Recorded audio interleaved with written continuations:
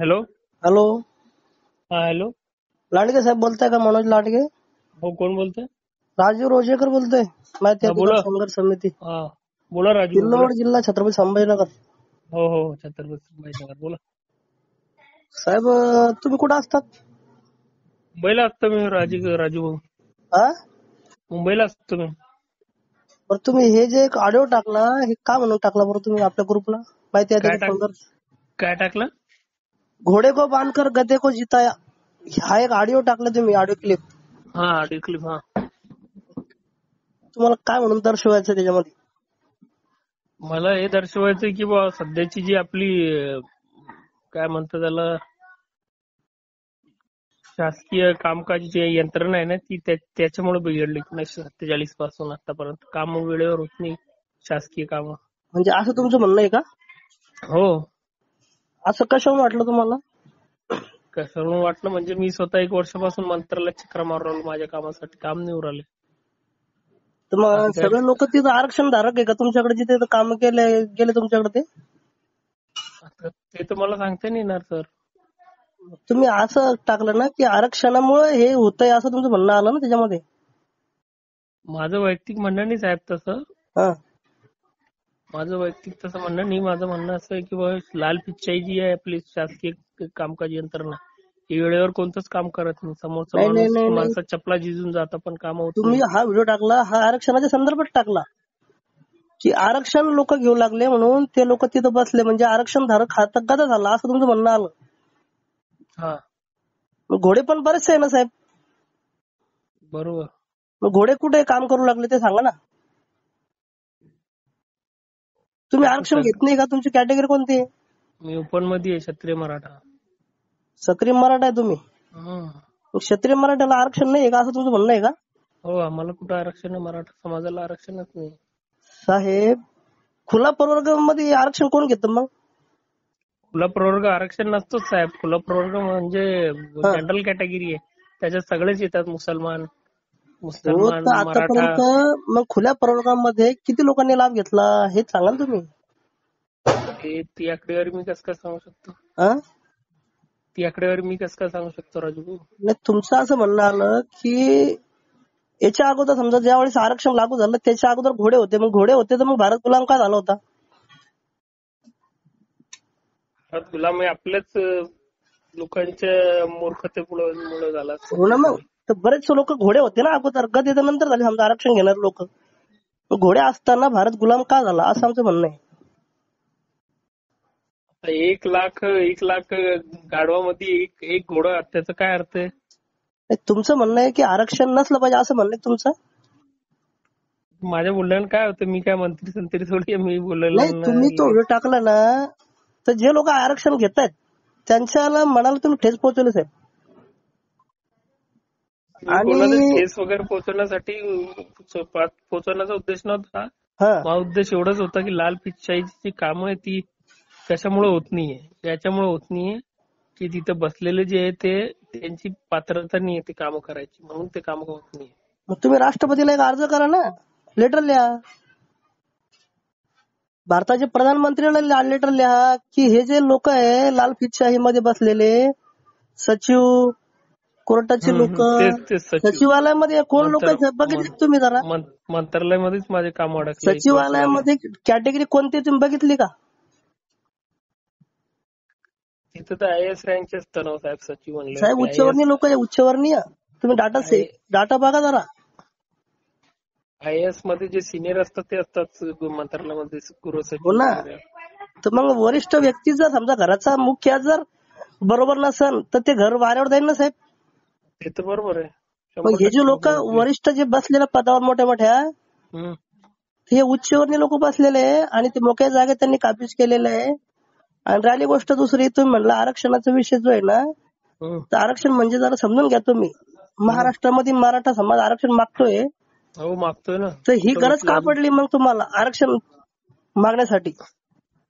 गरज का पडली म्हणजे दिसतंय ना साहेब, सरळ सरळ आता किती पिढ्याचं नुकसान झालं. माझ्यावरूनच घ्या. हो साहेब, बाबासाहेब 28 आंबेडकरांनी ज्या वेळेस आरक्षण लागू करणार होते, देणार होते, त्यावेळेस लोकांनी, मराठा समाजाच्या लोकांनी आरक्षण नाकारलं होतं. मग ती चुकी आहे तुम्ही आरक्षणाचा अभ्यास केला का? आरक्षण म्हणजे काय नेमकं? म्हणजे सवलत, हा थोडक्यात सवलत म्हणता येईल त्याला. अहो साहेब, सवलत नाही म्हणतायत साहेब त्याला. मग आरक्षण म्हणजे एखादा व्यक्ती बेडवर पडलेला आहे, सिरियस झालेला, त्याला आयसीयू मध्ये टाकणं, त्याला उभं करणं पटकन, सलाईन लावणं, त्याला आयसीयू मध्ये टाकणं, त्याला ट्रीटमेंट देणं भारी, आणि त्याला घोड्यासारखं उभं करणं म्हणजे आरक्षण. अच्छा अच्छा. असा विषय आहे साहेब. तुम्ही राजर्षी शाहू महाराजांना वाचलं का? अभ्यास केला का तुम्ही शाहू महाराजांचा? नाही कधी. वाचा ना. आरक्षण हे शाहू महाराजांनी दिलं साहेब. मराठा राजे होते ते, मराठा. हो, शाहू महाराज मराठा राजे होते. हा, आणि मराठा शूद्रच होता. ह्या ज्या लोकांनी चातुर्वर्णी व्यवस्था निर्माण केली ना, ते लोकांच्या आजही मराठा हा शूद्रच आहे. त्यांच्या हिशोबाने राजर्षी शाहू महाराज झाले, डॉक्टर बाबासाहेब आंबेडकर झाले, त्यानंतर महात्मा फुले झाले. या लोकांचा लढा डॉक्टर बाबासाहेब आंबेडकरांनी पुढे चालवला, आणि इथल्या लोकांची परिस्थिती सुधारणावी म्हणून आरक्षण त्यांनी दिलं. पण ते आरक्षण पूर्ण झालं नाही, आजपर्यंत लोकांची परिस्थिती सुधारली नाही, म्हणून आरक्षण अजून टिकलेलं आहे. अच्छा अच्छा. आणि ऑलरेडी तुमचे मराठा समाजाचे किती लोक आता विधानसभेमध्ये असताना, आज महाराष्ट्राचा मुख्यमंत्री कोण आहे? ब्राह्मण. का ठेवला तुम्ही त्याला? ते तर मग माझ्या हातात नाही किंवा आमच्या हातात. तुमच्या हातात साहेब. मराठा समाज एक वेळेस वाटला ना, एक वाटला महाराष्ट्रामध्ये, आणि महाराष्ट्रामध्ये मेजॉरिटीमध्ये जर तुमचं संख्या असताना, लोकशाही भारतामध्ये लोकशाही काय म्हणते, जिसकी जितनी संख्या भारी उसकी उतनी भागीदारी. म्हणजे लोकसंख्येच्या प्रमाणामध्ये प्रतिनिधित्व असतं, किंवा जिथं मेजॉरिटी आहे त्यांचा विजय असतो. मेजॉरिटीचा विजय असतो. मग तुम्ही असं चुकीच्या भावना, चुकीच्या गोष्टी टाकू नका ना साहेब. तुम्ही डिबेट करा ना माझ्यासोबत. नाही डिबेट करायला मला तेवढा वेळ पण नाही. तुमचं प्रोफेशन काय मला ते सांगा. मी मुंबई पोलीस आहे सर. मुंबई पोलीस आहे तुम्ही? मुंबई पोलीस असलेल्या व्यक्ती जर असं बोलत असेल साहेब, तर आमच्यासारखे सर्वसामान्य, मी एक भाजीपाला विक्री व्यवसाय करणारा माणूस आहे, मी पत्रकारिता क्षेत्रात आलो, आणि तुमच्यासारख्या लोकांना जर आम्हाला समजावून सांगायला लागत असेल तर ही दुर्दैवाची गोष्ट झाली साहेब खूप. बरोबर. तुम्ही अभ्यास करून आलेला असतात, परीक्षा पास करून आलेला असतात, एमपीएससी युपीएससी तुमच्याकडे अभ्यास असतो, स्पर्धा परीक्षा तुम्ही पास करून आलेला असतात. आरक्षण किती टक्के आहे, काय आहे, हे तुम्ही समजून घेतलं पाहिजे ना.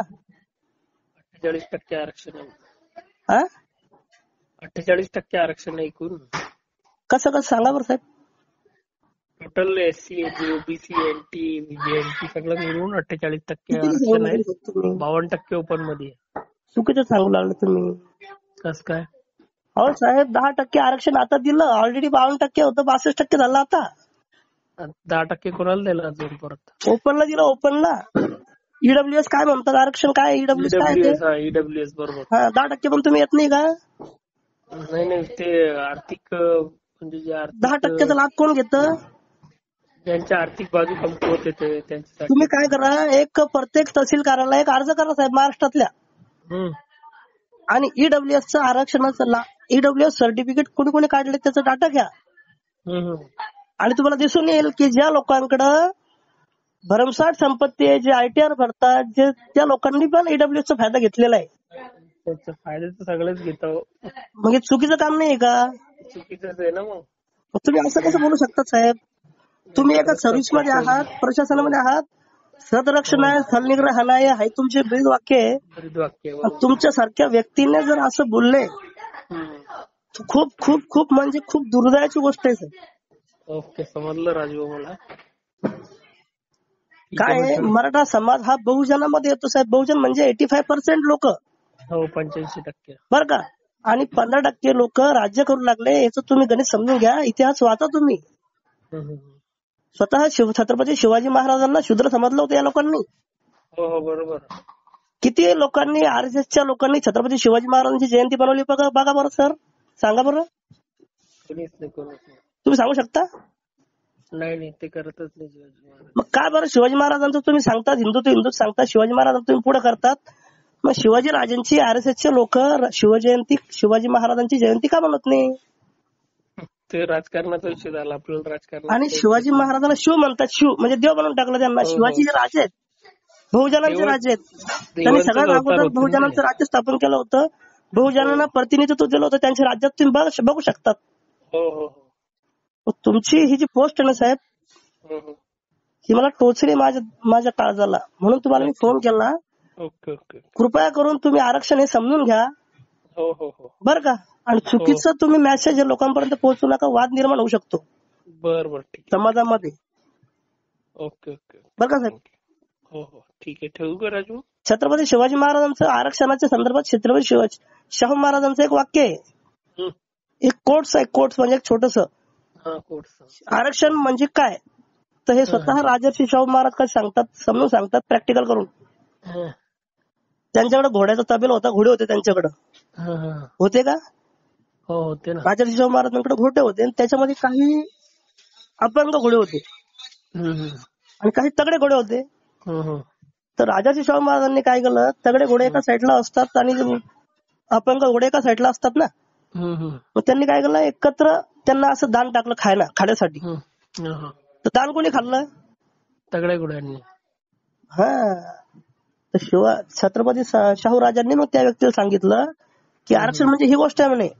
म्हणजे ह्या तगड्या घोड्यांचं हे जे काय म्हणतात त्याला, अपंग जे घोडे आहे ना म्हणे, तर त्यांचं ते सर्व हिस्सा जो आहे तो हे तगडे घोडे खाऊन घेत आहेत. म्हणून त्यांना विशेष ट्रीटमेंट देणं ही गरजेचं आहे. म्हणजेच त्यांना आरक्षण देणं गरजेचं आहे. बरं का साहेब, कृपया करून. ओके ठीक. राजू, मी कसं आहे, तुमच्यासारखीच एक मिलिटरीमॅन व्यक्ती आम्हाला सिल्लोडला भेटले होते. ते रिटायरमेंट झालेले, मिलिटरीतून आले घरी. आणि ते आता सध्या कुठे पोलिसलाच आहे. त्यांनीच असं एक पंचायत समितीमध्ये आरक्षणाच्या विषयीचा मुद्दा काढला होता. मग त्यांना म्हटलं साहेब तुम्ही चुकीच्या गोष्टी बोलू लागले. आणि त्यांनी स्वतः कबूल केलं की गावामध्ये जर समजा काही लाभ घेतला जातो तर खऱ्या लाभार्थीला लाभ दिला जात नाही म्हणे, असं त्यांनी स्वतः कबूल केलं साहेब आम्हाला. आज ते लागलं त्यांची ओळख करून देतो, बोलणं करून देतो. मराठा समाजाचे येते. तर कृपया करून आरक्षणा संदर्भात जे आहे ना, तुम्ही चुकीची भूमिका ठेवू नका. तुम्ही अभ्यास करा साहेब सर. ओके ठीक. माझं असं म्हणणं आहे तुम्हाला प्रामाणिक. हो राजू. ओके बरं का. ओके ठेवू का, मी जरा कामात आहे. हो चालेल सर, नक्की.